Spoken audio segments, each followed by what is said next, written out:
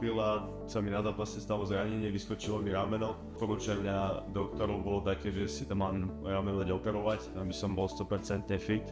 Ale ja som nemal čas na operáciu, pretože za mesiac a pol necelý bolo euro v Nemecku. Takže ja som sa chcel veľmi dať do poriadku, aby som to stihol, tak mi povedali, že OK, tak naposiluj, daj si do poriadku a môže sa stať, že to vydrží to rameno. Tak som skúšal všetky možné liečby,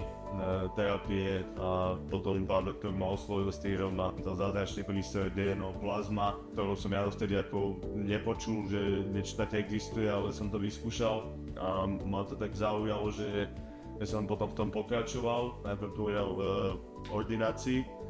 mi to on robil, naučil ma to robiť a potom ten prístroj som mal aj doma, takisto som ho mal aj v Nemecku počas celého eura a každý jeden deň som ho využíval na maximum, že čo sa dalo.